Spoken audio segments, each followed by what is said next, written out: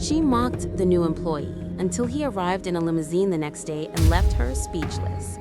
He wasn't who she or anyone thought he was.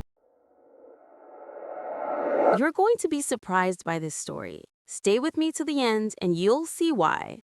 But first, I have a small favor to ask. If you haven't already, subscribe to the channel. Give this video a like and tell me in the comments where you're watching from and what rating you'd give this story from 0 to 10. It really helps the channel grow. All right, let's get started. Daniel Ashford woke up in his penthouse apartment in downtown Chicago with a headache and no memory of how he got home. Sunlight poured through floor-to-ceiling windows, illuminating empty champagne bottles and designer clothes scattered across Italian marble floors. His phone showed 43 missed calls, all from his father.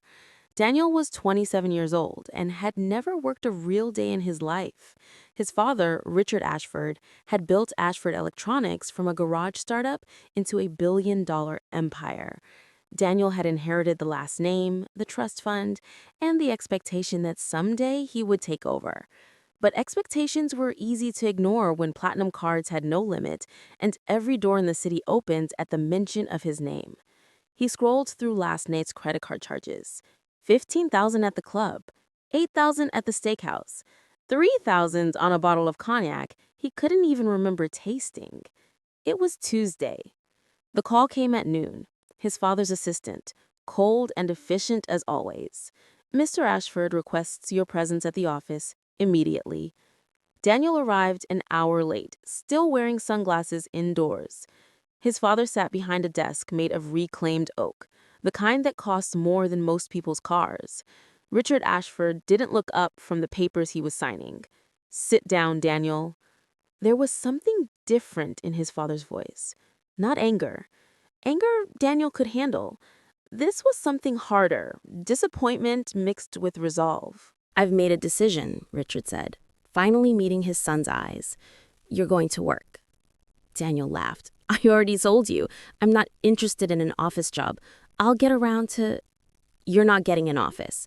You're going to the manufacturing plant, the one in South Chicago. You'll work on the production floor, assembly line, quality control, whatever they need." The smile died on Daniel's face. "You're joking." "I've never been more serious. You start Monday, 6 in the morning. You'll clock in like everyone else. You'll wear the same uniform, earn the same wage, and nobody will know who you are except the plant manager." "This is insane. I'm your son. You're a 27-year-old child," Richard interrupted, his voice sharp as broken glass. "And I'm done watching you waste your life. You want access to your trust fund?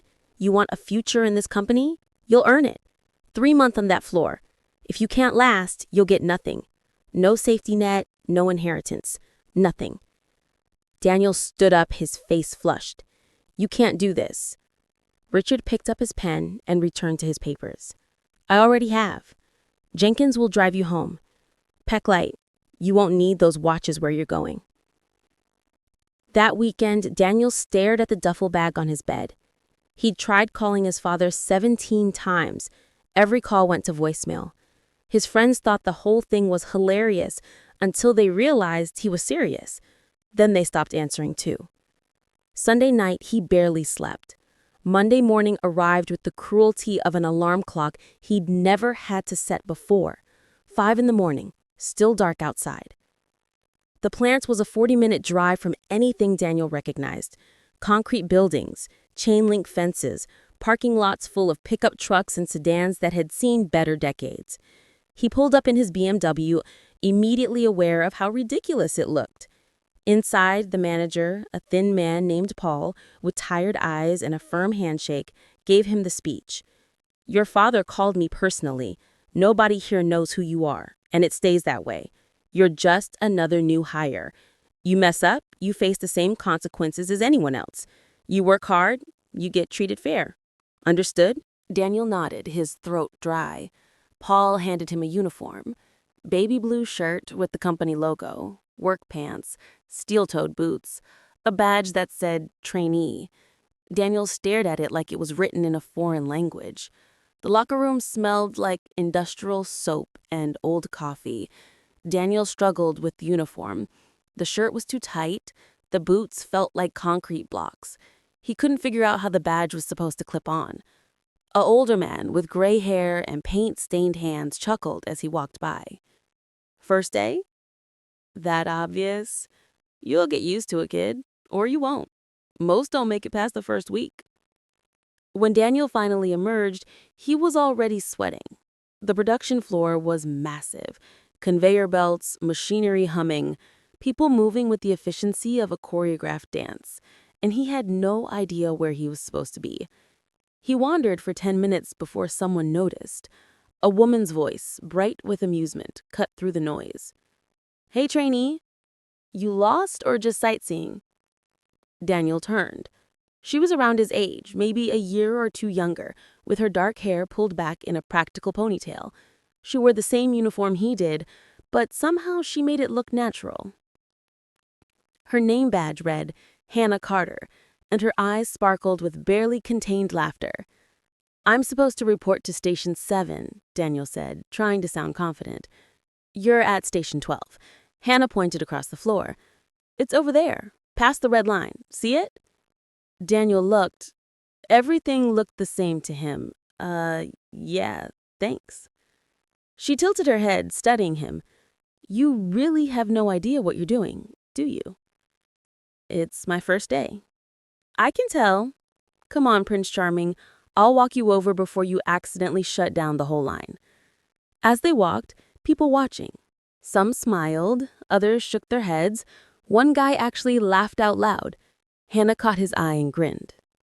"Don't worry, everyone's a disaster their first week. You're just slightly more disastrous than average." "That's comforting." At Station 7, Hannah introduced him to Maria, his supervisor. Maria was a woman in her 50s who looked like she'd seen every type of trainee disaster and was prepared for this one too. "This is Daniel. He's new. Try not to break anything, Daniel." "I'll do my best." The first hour was a nightmare. Daniel was supposed to check circuit boards for defects. It sounded simple. It wasn't. He couldn't tell a good solder joint from a bad one. He accidentally activated an emergency stop button and brought the entire line to a halt. 20 people stopped working. 20 pairs of eyes turned to stare at him. Maria reset the line with a sigh. "Just don't touch the red buttons." Lunch came like a pardon from execution. Daniel had no idea where to go. He stood in the hallway, holding a sad-looking sandwich he'd bought from a vending machine, when Hannah appeared again. "Cafeteria's this way, unless you plan to eat standing up like a weirdo." The cafeteria was crowded and loud. Hannah led him to a table where 3 other workers were already sitting. She introduced them quickly. Carlos, mid-30s, always wore a Cubs hat. Jenny, early 20s, had bright red glasses. Marcus, late 40s, barely looked up from his phone. "Everyone, this is Daniel. He's the guy who shut down line 7 this morning." "Already making history," Carlos said with a grin. "Took me 3 days to shut down a line." Daniel felt his face burn. "I didn't mean to." "Relax, man. We're just messing with you.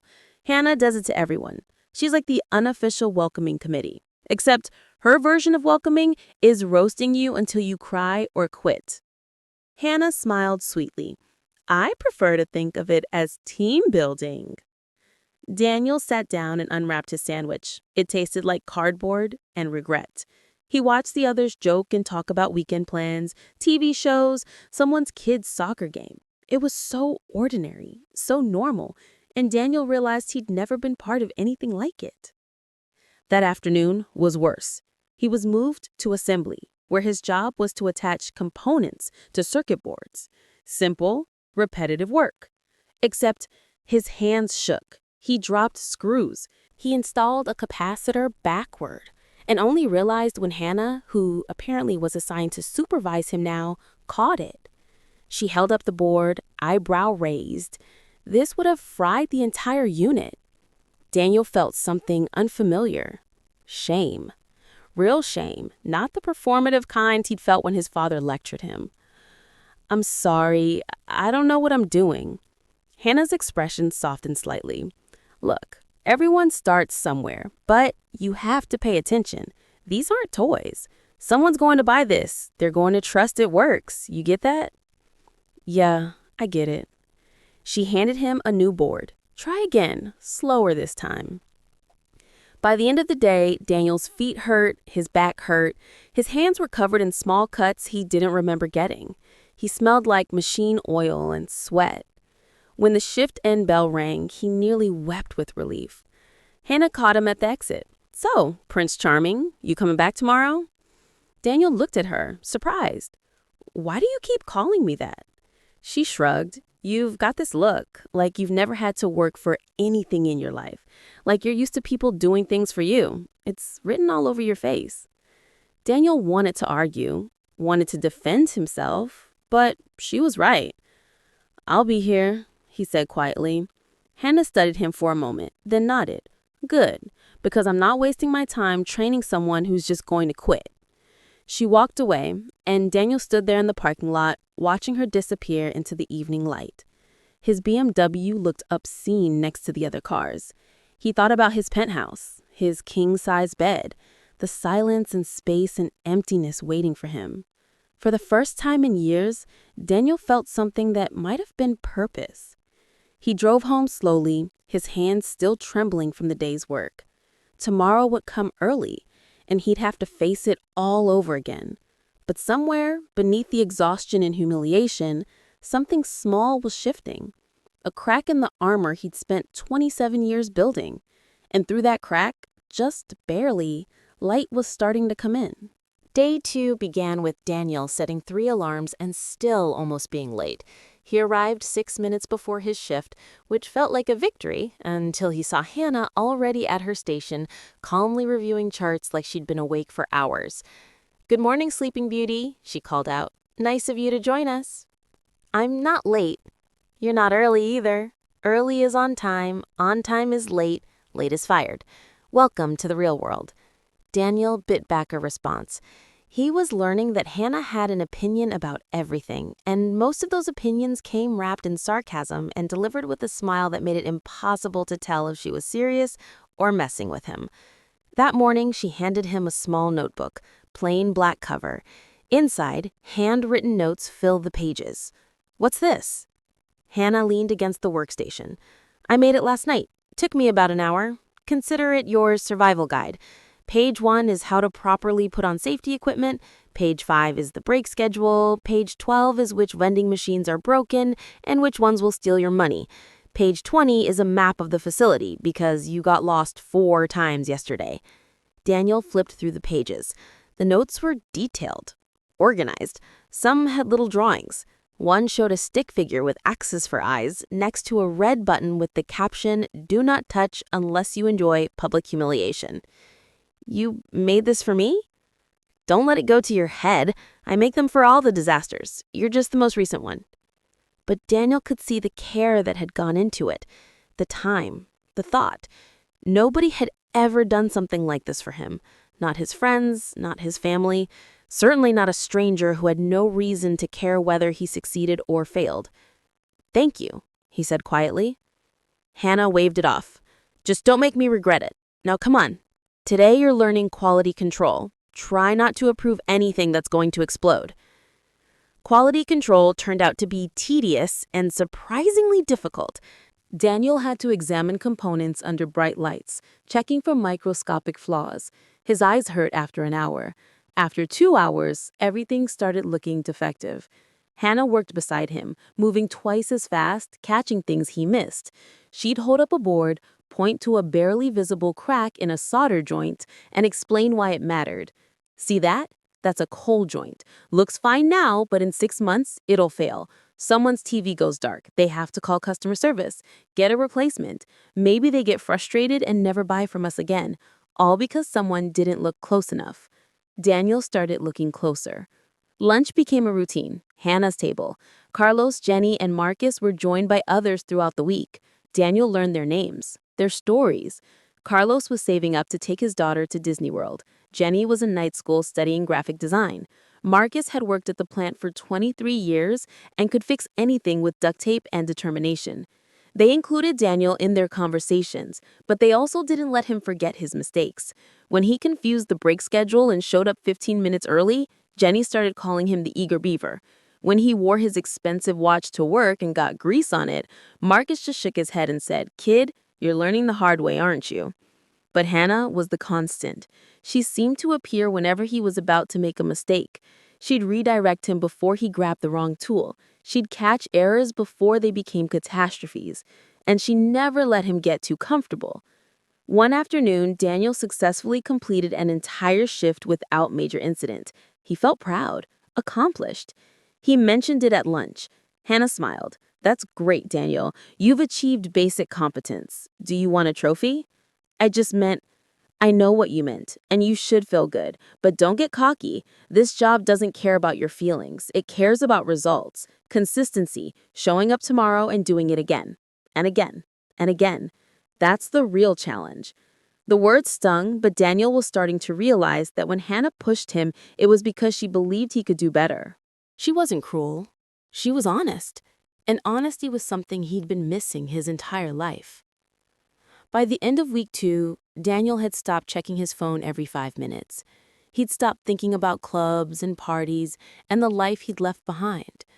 Instead, he thought about circuit boards and solder joints and how to move efficiently through the production line without disrupting everyone else's rhythm.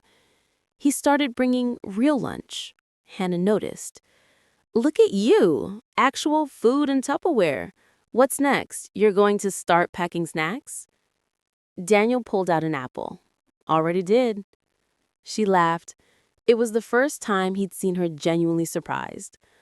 "I'll be damned. There might be hope for you yet, Prince." "Why do you still call me that?"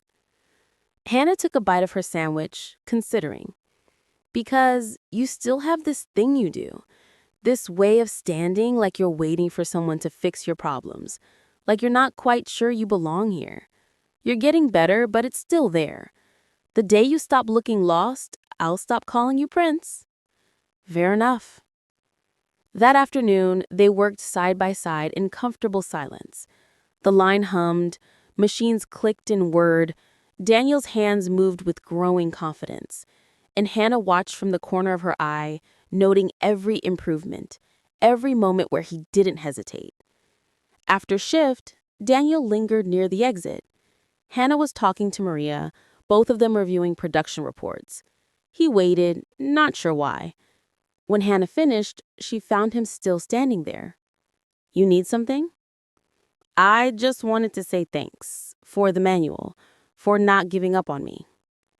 Hannah tilted her head, studying him with those sharp, perceptive eyes. "You're welcome, but I didn't do it for you. I did it because I hate watching people fail when they don't have to. You had a choice, work hard or quit. You chose work. That's on you, not me. Still, I appreciate it." She smiled then, small but genuine. "Just keep showing up, Daniel. That's all anyone asks." Week 3 brought new challenges. Daniel was rotated to different stations: packaging, shipping, inventory. Each role taught him something different about how the plant operated, how every person mattered, how one mistake could ripple through the entire system. Hannah wasn't always assigned to him now, but she checked in. A quick question, a subtle correction. Once, she brought him coffee when she noticed he was falling asleep at his station. "Rough night?" she asked. "I was up late studying the manual." "You're studying my manual?" Daniel shrugged. "I want to be better at this." Something shifted in Hannah's expression. Respect, maybe, or recognition. "Come on," she said suddenly. "I want to show you something." She led him through the plant to a door he'd never noticed. They climbed metal stairs to the roof. The city stretched out before them. Chicago in the afternoon light. Buildings and streets and the lake in the distance. "This is where I come when I need to think," Hannah said. "When the line gets too loud, or I'm frustrated with my supervisor, or I just need to remember there's a world outside these walls." "It's beautiful." It's perspective. We spend so much time focused on tiny components and specific tasks that we forget we're building something bigger. Someone's going to use what we make. It'll be in their home, part of their life. That matters. Daniel looked at her profile. The way she spoke about work wasn't about duty or obligation. It was about meaning, about being part of something larger than herself. "How long have you worked here?" he asked. 3 years. Started right after I finished my associate degree in electrical engineering. I wanted to understand how things actually worked, not just the theory. My mom thought I was crazy. She wanted me to go for a full bachelor's, get an office job, but I like this. I like working with my hands. I like solving real problems. Do you ever want to do something else? Hannah considered.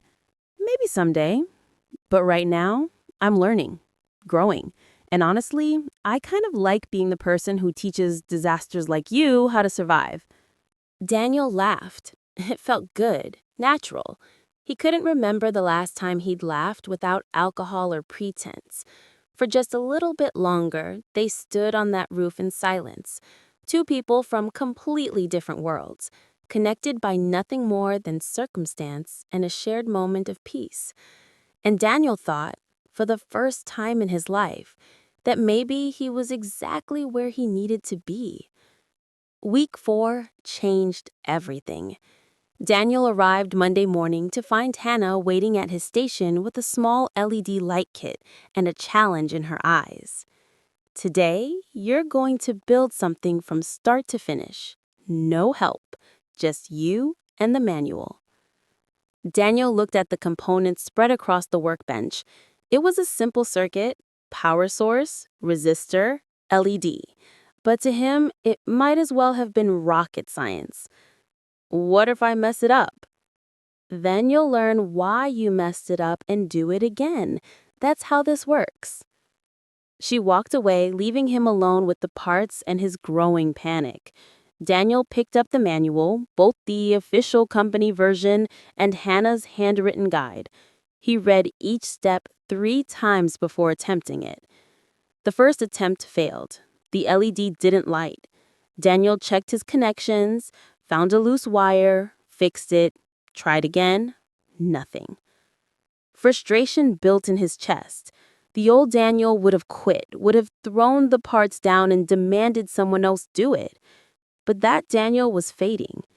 In his place was someone who actually cared about getting it right. He started over, checked every connection, every resistor value, every solder joint. And on the third attempt, when he connected the battery, the LED glowed softly in his hands. Daniel stared at it like he'd just discovered fire. Hannah appeared beside him, didn't even notice her approach. "Looks good," she said simply. "I did it." "You did. And you know what? That little light is going to end up in someone's device. Maybe a toy for a kid, maybe a medical monitor. You just contributed something real to the world. How's it feel?" Daniel met her eyes. Better than anything I've ever done. Something passed between them in that moment. Recognition, connection, the beginning of something neither of them had names for yet. That week, Daniel started eating lunch with the crew every day. Not because he had to, because he wanted to. Carlos told terrible jokes.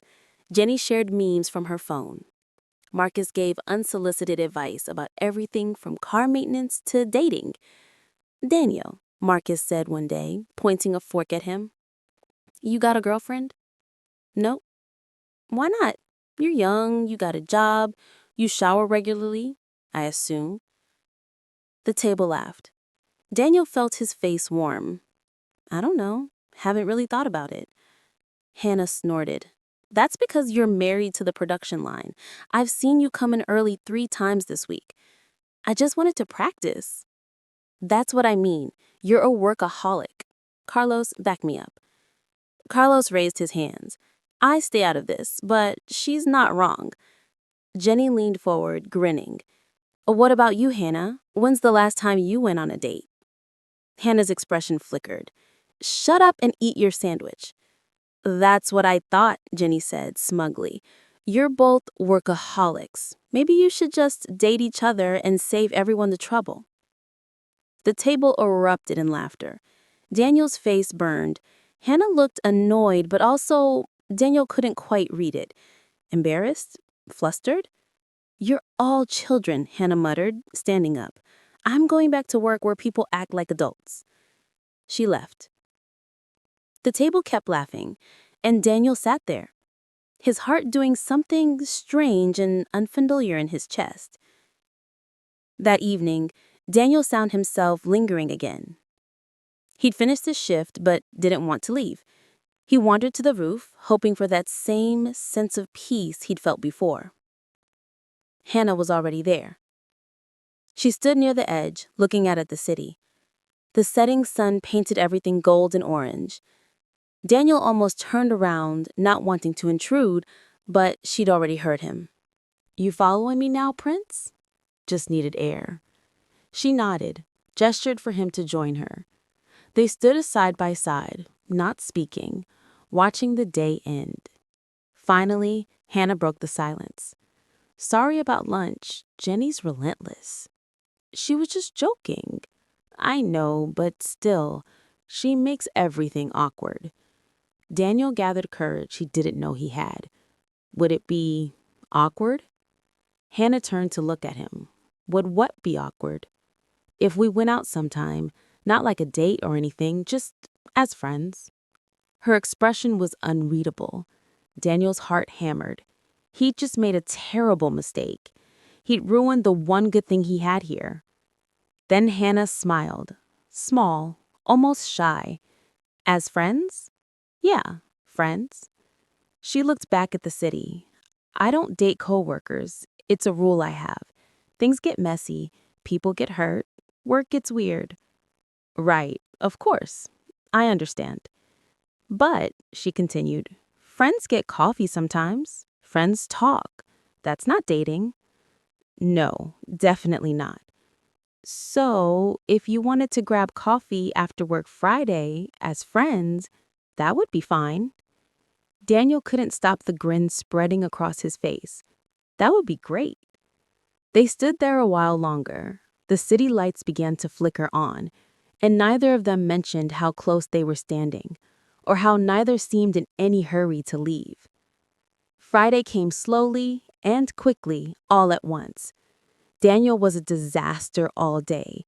He dropped tools, he forgot steps. Hannah watched him with barely concealed amusement. You okay there? You seem distracted. Just tired. Uh-huh, sure. After shift, they walked to a small cafe 3 blocks from the plant. The kind of place with mismatched chairs and local art on the walls. Daniel had passed 100 places like this in his old life and never thought twice about them. Now it felt like the most important place in the world. They ordered coffee, found a corner table, and talked. Hannah told him about growing up in Wisconsin, about her mom who was a nurse, her younger brother who was in the army, the way she'd always been good with her hands, taking apart electronics just to see how they worked. Daniel told her a carefully edited version of his life. He mentioned Chicago, a difficult relationship with his father, feeling lost. He kept the details vague. The lies felt heavy, but he didn't know how to tell the truth without losing everything. What made you apply here? Hannah asked. Daniel hesitated. I needed a change, needed to prove something to myself. Like what? That I could do something real, something that mattered. Hannah studied him over her coffee cup. You're different than I thought you'd be. Different how? I don't know. When you first showed up, you seemed like a rich kid playing at being normal, like you'd last maybe a week before running back to whatever fancy life you came from. Daniel's stomach clenched. And now? Now I think maybe you're actually trying. Maybe you actually care. Or maybe you're just a really good actor. She smiled to take the edge off. Time will tell, I guess. They talked until the cafe started closing, about dreams and fears and the weird satisfaction of doing work that left you physically tired. Hannah made him laugh with stories about previous trainees. Daniel shared his disaster moments with self-deprecating humor. When they finally left, the night air was cool. They walked slowly back toward the parking lot. "This was nice," Hannah said. "We should do it again." "Yeah, we should." She paused by a beat-up Honda. "This is me." Daniel looked at his BMW parked a few rows over, suddenly conscious of the gap between their worlds.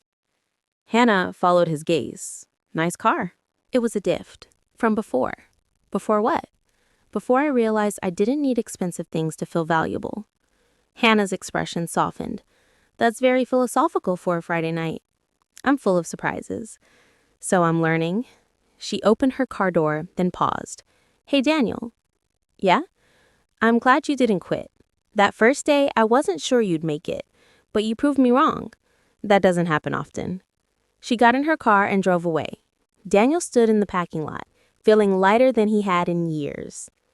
The following weeks blurred together in the best way. Work became routine. Daniel moved through the stations with confidence. He learned everyone's names, their quirks, their stories. He became part of the fabric of the place. And Hannah was always there, sometimes teaching, sometimes teasing, always pushing him to be better. They fell into a pattern: coffee on Fridays, lunch together most days, conversations that stretched longer than they needed to, glances that lasted a moment too long. One afternoon, Daniel was working on a particularly tricky circuit board. His hands moved surely now, no hesitation. He finished, checked his work twice, and held it up. Hannah walked by, glanced at it, and nodded. "Perfect. Good job." Those two words felt better than any praise he'd ever received. That evening, back on the roof, Daniel was fiddling with another LED light he'd built. This one was attached to a small battery pack. Hannah found him there, as she often did now. "What are you making?" "An experiment." He connected the battery. The LED began to blink. Slow and steady, on and off. "Watch the rhythm," he said. Hannah watched. Steady pulse, 1 second on, 1 second off. Daniel looked at her. "It's blinking at 60 beats per minute." "Like a heartbeat." Hannah met his eyes. Her expression shifted. Something vulnerable flickered there. "It's the rhythm of my heart when I'm with you," Daniel said quietly. The words hung in the air between them. Hannah didn't move, didn't speak. The LED kept blinking, steady, sure. Finally, she whispered, "Daniel, we said friends. I know what we said. This is a bad idea. Probably. If this goes wrong, I know, but I don't care anymore. Do you?" Hannah looked at him, really looked at him, and Daniel saw his own feelings reflected back. Fear and hope and something irresistible pulling them together. She closed the distance between them, slow, careful, giving him time to back away. He didn't. When their lips met, it was soft, tentative, perfect. When they pulled apart, Hannah laughed shakily. "We're going to regret this." "Maybe, but right now, I don't." The LED kept blinking between them, 60 beats per minute, the rhythm of something beginning, something real, something that would change everything. They stood on that roof as the city lit up around them, two people who'd found each other in the most unlikely place. And for a while, nothing else mattered. Everything felt different after the roof, better and more complicated all at once. Daniel and Hannah didn't announce anything, but everyone noticed. The way they stood closer. The way Daniel smiled more. Carlos pulled him aside one day with a warning. "Hannah's been hurt before. Don't mess this up." Work continued with new purpose. Hannah taught him advanced techniques, how to read schematics, how to troubleshoot problems. But beneath the happiness, tension grew.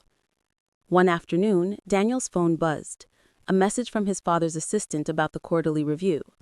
The 3-month deadline was approaching. Daniel stared at the screen, the weight of his lie pressing down. That evening at dinner, Hannah sensed something wrong. "You're quiet tonight." "Just thinking about the future," he said vaguely. Her eyes sharpened. "Your situation is complicated, isn't it? You've been vague about your life before, but if something's going on, just family stuff, he deflected. The uneasiness lingered. Daniel had built something precious, something authentic, and it was all based on a lie. The following week, cracks appeared. Daniel made a mistake at work, approving defective circuit boards. Hours of rework for the team. Maria called him in. Don't let distractions compromise your work. Hannah found him after shift. You're being too hard on yourself. One mistake in 8 weeks isn't failure. But Daniel knew he was talking about more than circuit boards. Every instinct screamed to tell her the truth, but fear held him back. That weekend at Hannah's apartment, she asked the question he'd been dreading. Do you ever feel like you're waiting for something to go wrong? Like you're holding back part of yourself? Daniel took a breath to confess. Then his phone rang. His father, demanding he come to Sunday dinner. When he declined Hannah's offer to join him, something shifted in her expression. The mask was slipping. Monday morning brought visitors to the plant. Investors. People from his father's world. Daniel kept his head down, praying they'd pass without incident. Then, just before lunch, he heard it. Mr. Ashford, your father sends his regards. The circuit board slipped from Daniel's frozen hands and clattered to the floor. Richard Keller, his father's business partner, stood there with recognition dawning in his eyes. Daniel's entire world collapsed. Time stopped. Richard Keller stood among the machinery, expensive suit out of place. Mr. Ashford, he said louder, I didn't expect to see you here.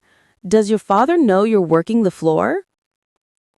Every person within earshot stopped, turned, stared. Hannah was at the next station. Daniel felt her presence, saw her expression shift from confusion to realization to betrayal. Mr. Ashford, she repeated quietly. Paul tried to contain the situation. Mr. Keller, perhaps we should continue? Richard laughed, oblivious.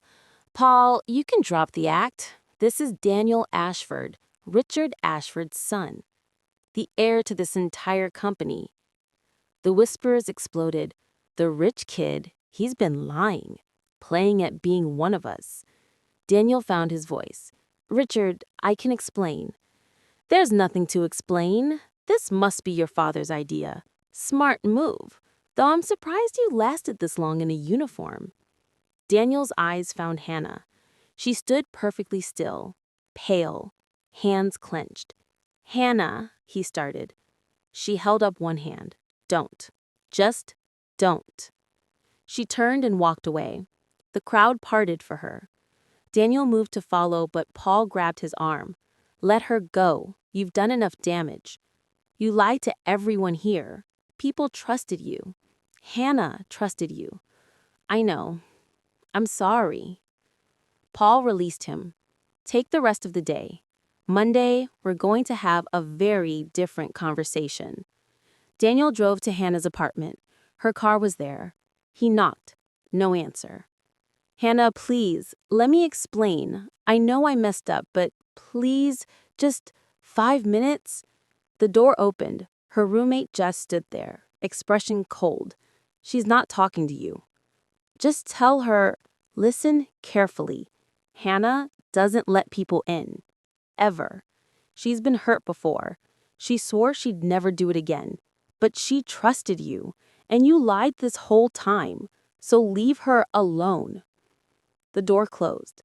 Daniel sat in his car for 2 hours. Hannah never came out.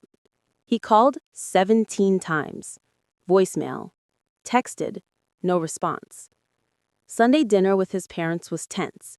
His mother wanted him to quit now and come home. His father was unreadable. I don't want the company, Daniel said. I don't want the money. I just want her to forgive me. His father leaned back. What did you expect? That you could play poor and everything would be fine? I know, but I'm not giving up. His mother touched his hand. Then fight for her. Show her you've changed. Show her the lies aren't who you are anymore. Monday morning, Daniel waited by Hannah's car at 5:30. When she arrived, her expression shuddered. She tried to walk past. Daniel stepped into her path. 5 minutes, please. Her eyes were cold. Fine, then you leave me alone. They went to the roof. Daniel had rehearsed all night. I lied to you. My father sent me here to teach me a lesson. I was supposed to last 3 months, but something changed. I started caring about the work, about the people, about you. The more I cared, the more scared I became of losing you. You should have told me. I know.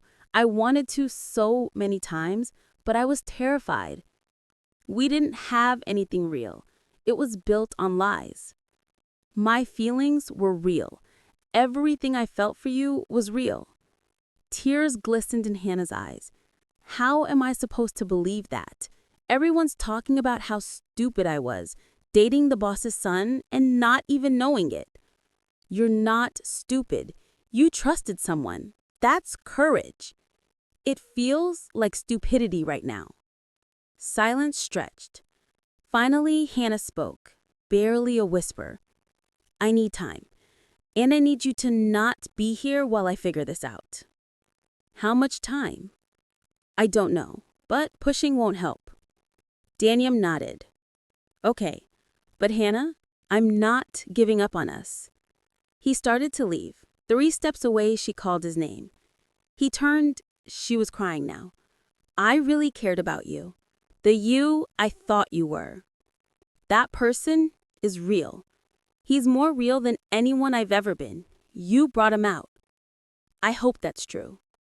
She walked away and Daniel stood on that roof, feeling like he'd lost the only thing that truly mattered. 2 weeks felt like years. Daniel went to work every day, kept his head down, did his job. But the camaraderie was gone. People were polite but distant. Hannah avoided him completely, requesting different shifts. His efficiency dropped. Maria warned him, whatever's going on, don't bring it to the line. At night, Daniel spiraled. He'd write texts and delete them, replay conversations, searching for the moment he should have told the truth. His father called once. Ready to quit? No, Daniel said. I'm proving I've changed. On day 16, Daniel made his move. He went to Hannah's coffee shop before her shifts, sat with 2 coffees, and waited. Hannah walked in at 6:15, saw him, started to turn around. I ordered your usual.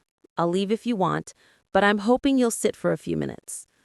Hannah stood frozen, then walked over, sat down, didn't touch the coffee. I came to apologize properly, Daniel said. Not for closure, just to tell you I'm sorry for lying, for not trusting you with the truth, for putting you in a position where everyone gossips about you. They do. It's been awful. I know. If I could change it, I would. All I can do is be honest now. Hannah looked at him. Okay, be honest. When I came to that plant, I was broken. I didn't know who I was without the money and the name. Then I met you. You saw me as just Daniel, a disaster who couldn't tell a resistor from a capacitor. You helped me anyway. You made me want to be better. Daniel, she said quietly, I fell in love with you, Hannah, as the realest version of myself I've ever been. I know I messed up, but every moment we spent together was genuine. Every laugh, every feeling, that was real. Tears streamed down her face. How do I trust that? Let me earn it back, however long it takes. I'll prove I'm not the spoiled kid anymore. I'm the person you helped me become. Hannah wiped her eyes. This is really unfair. I was doing so well at being angry. You have every right to be angry. But I'm tired of being angry, and I miss my friend, even if he's a lying trust fund baby. Hope sparked in Daniel's chest. Friends? Hannah picked up the coffee. Maybe. Probationary friends, with conditions. Anything. 1. You tell me everything. No more secrets. 2. Stop looking like a sad puppy. 3. You pay for my coffee for the next 15 years. Daniel laughed. Deal. They sat for an hour. Daniel told her everything about his father's ultimatum, the penthouse, the empty life he'd lived. Hannah listened, sometimes angry, sometimes sad, but she listened. Outside, she turned to him. I'm not saying everything's fine, but I'm willing to try. Slowly. Slowly is good. And Daniel, if you lie again, I won't. She smiled then, small but real. Good, because I'm terrifying when I'm angry. The next week was different. Hannah didn't avoid him. Small steps. A shared joke. Her correcting his technique without coldness. Carlos pulled him aside. Whatever you did, keep doing it. She's giving you another chance. Don't waste it. 2 weeks later, Daniel worked with Marcus in secret, building an LED panel. It took 3 attempts. Friday after shift, he asked Hannah to meet him on the roof. When she arrived, he plugged in the panel. The LEDs flickered to life. Will you be my girlfriend? Hannah burst out laughing. You built an electronic sign? She stepped closer, examining it. Wait, is this component backward? Daniel's face fell. Oh no, is it? She laughed harder. Yes, this could short out, but the message still works, and it's exactly the kind of thing you would do. Is that a yes? Hannah pretended to think. I have conditions. I'm still your supervisor at work. You have to meet my family, and you promise this is real. Daniel took her hands. This is the most real thing I've ever had. I promise. She kissed him. When they pulled apart, she smiled. Okay, Prince, I'll be your girlfriend, but I'm keeping the nickname. They stood on that roof as the sun set, the LED sign blinking between them. 2 people who'd found each other through honesty and hard work and the kind of love that grows in unexpected places. And for the first time in his life, Daniel felt exactly where he belonged. 3 months passed in happiness and hard work. Daniel settled into a rhythm, work during the day, evenings with Hannah, weekends exploring the city like he'd never seen it before. Cheap diners and free concerts, simple pleasures he'd never appreciated. Hannah taught him to cook, basic stuff. They'd make dinner in her tiny kitchen, bumping into each other, laughing. He'd never been happier. At work, Daniel earned back respect. Carlos joked with him. Marcus gave relationship advice despite being divorced twice. You're doing good, kid. Don't mess it up. His father called occasionally, always asking if he was ready to quit. Not yet, Daniel would say. Richard never pushed. 6 months after Daniel started, everything changed. Executive cars appeared. His father was visiting. Daniel's stomach tightened. Paul offered him an out, but Daniel refused. It's fine. I knew this day would come. Hannah squeezed his hand. You have nothing to prove anymore. Just show him who you've become. Richard Arshford arrived mid-afternoon. Expensive suit, commanding presence. Daniel watched from his station as his father toured with Paul. They approached Station 7. Daniel kept working, hands steady, professional. That's my son, Richard said quietly. Carlos nodded. Started as a disaster. Now he's one of our most reliable technicians. Trains new hires. The team respects him. Richard stepped closer. Daniel looked up. Their eyes met. May I? Richard gestured to the circuit board. Daniel handed it over. Richard examined it carefully. This is good work. Thank you. Can we talk privately? In Paul's office, silence stretched. Finally, Richard spoke. When I sent you here, I expected you to quit. But you thrived. Why? Because this is real. The work matters. The people matter. I matter here because of what I contribute, not my last name. And Hannah? Daniel smiled. She's part of it, but it's more. I like who I am here. I like earning my place. Richard's expression softened. I underestimated you. I'm proud of you, Daniel. For the first time, genuinely proud. The words hit hard. Thank you. Richard straightened. When you're ready, there's a place at corporate. You've earned it. I appreciate that, but I'm not ready yet. I'm still learning here. Take your time. The door is open. That evening, Paul called Daniel in. Your father wants to promote Hannah to senior supervisor. Significant raise. I wanted your approval first. Of course, she deserves it. She's brilliant. Some guys get weird about their girlfriend making more. I'm not some guys. Hannah was shocked when offered the promotion. That night, they celebrated at their favorite diner. She was radiant. This is huge. I can start saving serious money, maybe buy that house sooner. I'm so happy for you. And technically, you outrank me now. True, but now it's official. 2 months later, Daniel took Hannah to meet his parents. She was nervous, but held her own.